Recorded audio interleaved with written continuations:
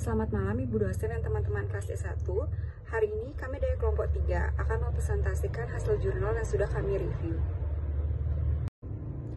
Saya Nika Devin Titania Pramesti, NPM 2020321220005. Judul artikel yang kami review adalah HRD Strategies for Expatriate Development, Review of Current Strategies and Potential of Expatriate Mentoring.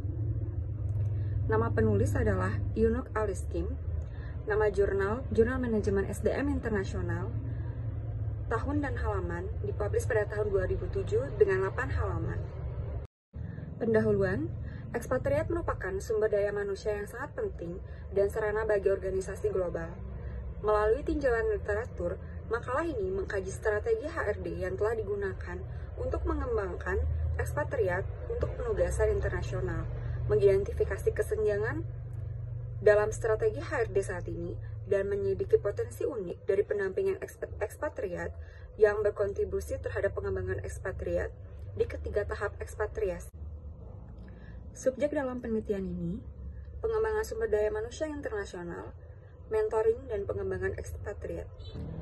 Materi selanjutnya akan dipresentasikan oleh teman saya, Eti. Saya Eti Siswatiningsi, NPM 011. Baik, saya akan melanjutkan yaitu fenomena. Salah satu tantangan yang dihadapi HRD di perusahaan multinasional adalah kurangnya sumber daya manusia yang efektif secara global. Pengalaman MNC dan penelitian menunjukkan bahwa manajer yang sangat efektif di negara asal tidak seefektif di lingkungan internasional. Antara 16 hingga 40% dari semua ekspatriat Amerika gagal menyelesaikan tugas mereka. Sementara tingkat kegagalan di dalam negeri hanya 5%, bahkan 30 hingga 50% dari ekspatriat Amerika yang menyelesaikan tugas mereka dianggap oleh perusahaan mereka tidak efektif atau hanya sedikit efektif. Selanjutnya yaitu ada tujuan penelitian. 1. Untuk mengetahui jenis strategi yang HRD gunakan untuk pengembangan ekspatriat, apa kesenjangan dalam strategi tersebut. 2. Untuk mengetahui apa saja potensi pendampingan ekspatriat yang dapat berkontribusi pada pengembangan ekspatriat sebagai tambahan terhadap strategi yang sudah digunakan HRD. 3. Untuk mengetahui tujuan dan penelitian pendampingan ekspatriat terkait konteks yang unik di masa depan. Perkenalkan, nama saya Putu Mila Kristina Fanyeri, NPM 2020-3212-2016. Untuk materi selanjutnya yaitu teori yang digunakan sebagai dasar. Yang pertama, globalisasi berfokus pada integrasi aktivitas bisnis secara global dan mengarahkan perusahaan untuk menempatkan aktivitas-aktivitas penting seperti produksi, pemasaran di negara yang memiliki peluang terbaik. Menurut Adler, Evans, Pucik, dan Barsuk tahun 2002. Nah, selanjutnya, ekspatriat merupakan sumber daya manusia yang penting dan sarana bagi organisasi global. Ekspatriasi dan keberhasilan mengelola ekspatriasi telah menjadi isu penting bagi banyak perusahaan multinasional atau MNC. Mengirimkan personil dari negara asal ke anak perusahaan lokal telah menjadi strategi utama yang diadopsi oleh MNCs untuk memulai bisnis global, untuk mentransfer pengetahuan dan budaya organisasi asal, dan untuk membuat hubungan antara kantor pusat dan anak perusahaan lokal. Menurut Blacker-Resen, Mendenhall, dan Sroh tahun 1999. Kemudian yang ketiga yaitu ekspatriasi digunakan untuk mengatasi tantangan mendesak di pasar internasional dan masalah anak perusahaan di masa lalu, yang mana baru-baru ini telah difokuskan kembali pada bidang kepemimpinan global dan pengembangan manajerial serta pembelajaran organisasi dari pengalaman internasional, menurut Adler tahun 2002. Selanjutnya yaitu metodologi penelitian. Tinjauan literatur integratif digunakan untuk penelitian ini. Setiap database dicari dengan beberapa kata kunci seperti sumber daya manusia internasional, ekspatriat, pengembangan ekspatriat untuk materi yang diterbitkan dalam 30 tahun terakhir. Materi yang diambil termasuk artikel jurnal, buku, dan juga laporan. Abstrak dari data yang diambil ditinjau, kemudian data yang relevan dengan pertanyaan penelitian akan dipilih untuk ditinjau terlebih rinci. Bibliografi dalam artikel yang ditinjau juga dicari. Studi ini didasarkan pada tinjauan literatur dan laporan yang tersedia. Literatur empiris dan teoritis dimasukkan ke dalam makalah untuk menangkap sifat topik yang beragam. Untuk materi selanjutnya akan dilanjutkan oleh rekan saya yaitu Rafli. Baik, perkenalkan nama saya Raffi Rahmat Gemilang, NPM 019. Di sini saya akan meneruskan presentasi dari teman saya. Pertama adalah populasi dan sampel. Di materi ini atau di jurnal ini, populasi dan sampel yaitu 179 ekspatriat yang berlokasi di 19 negara. Selanjutnya ada teknik pengumpulan data. Yang pertama ada observasi atau studi lapangan, yaitu pengamatan secara langsung terhadap objek penelitian untuk memperoleh informasi tentang kegiatan yang berkaitan dengan masalah yang akan diteliti. Yang kedua yaitu wawancara, yaitu proses untuk memperoleh keterangan melalui tanya jawab dengan pihak-pihak yang terkait.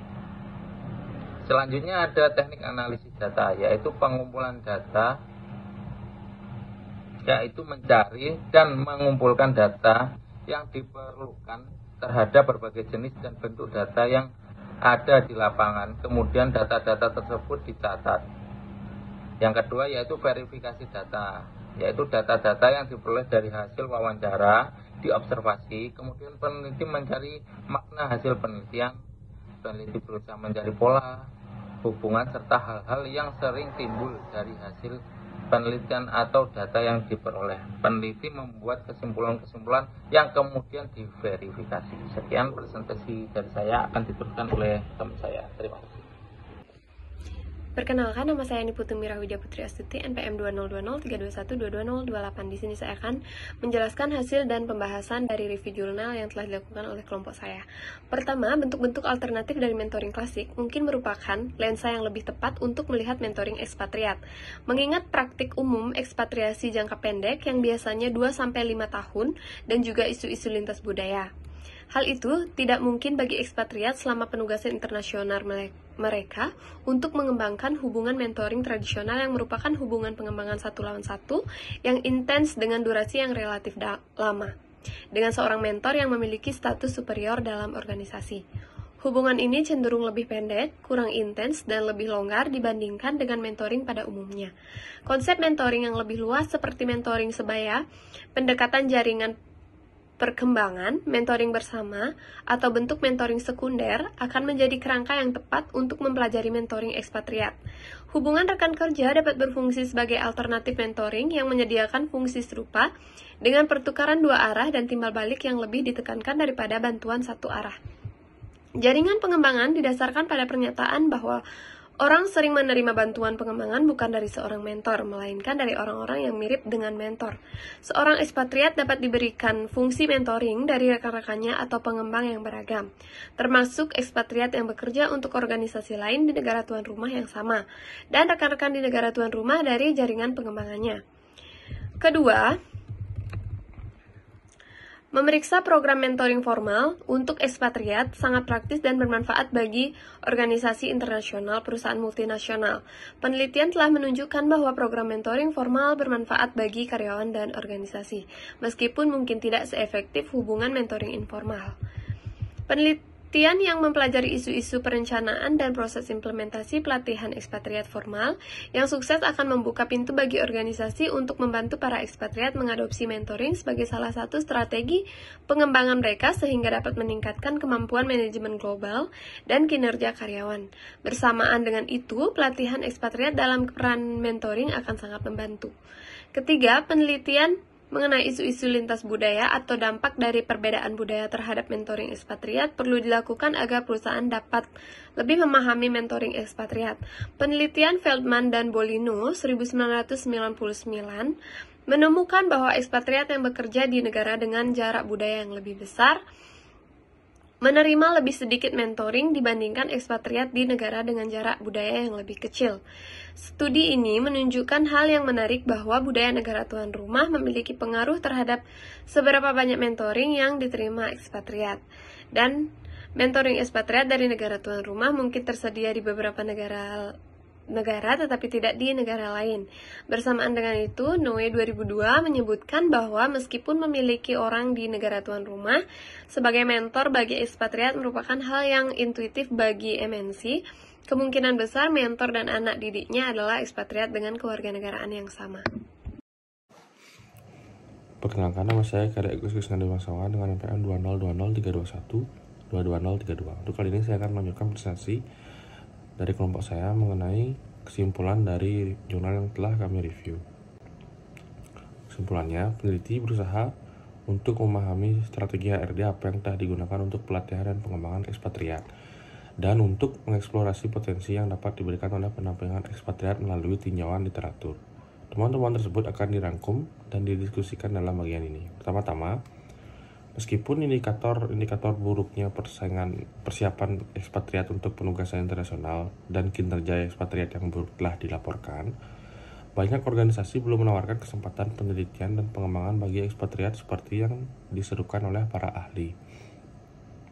Alasan untuk tidak menyediakan lead bank bagi ekspatriat termasuk keraguan tentang efektivitas program pelatihan dan kurangnya waktu antara seleksi dan ekspatriasi. Kedua, pelatihan lintas budaya telah menjadi strategi HRD yang paling banyak digunakan dan diteliti untuk ekspatriat.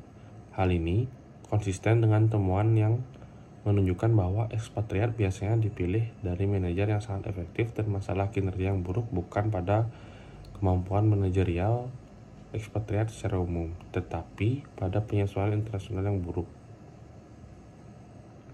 Ketiga, strategi pelatihan prakeberangkatan sebagian besar digunakan untuk ekspatriat di antara 3 tahap yang berbeda dari ekspatriasi. Di sisi lain, tahap di dalam negeri selama ekspatriasi dan tahap repatriasi diabaikan dalam praktik dan penelitian. Baik, sekian presentasi dari kelompok kami. Mohon maaf apabila ada kesalahan kata dan perbuatan. Saya ucapkan terima kasih.